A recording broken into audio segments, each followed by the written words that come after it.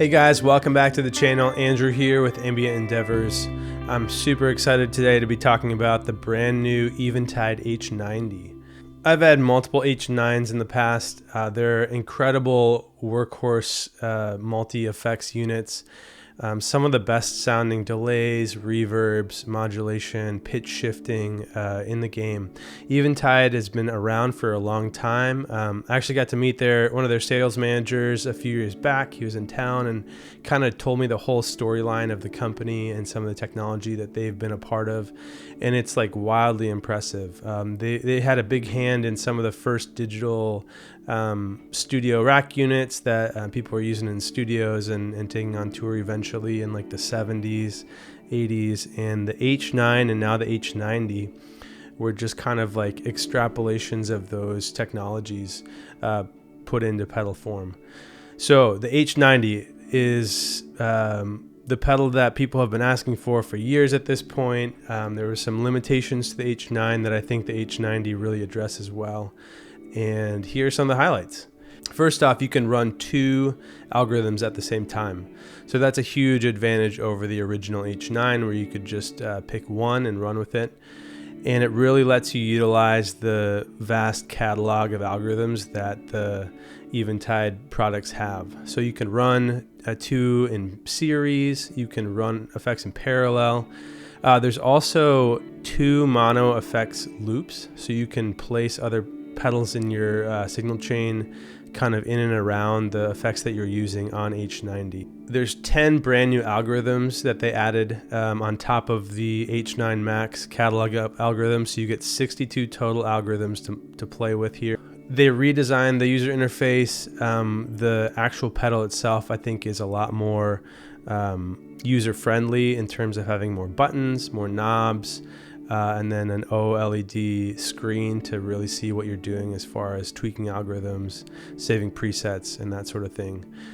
So I really like what they did with that. I like that they expanded the controls and the interface from the H9, which I felt was always kind of limited if you're not working with the app. So yeah, those are kind of some of the main highlights.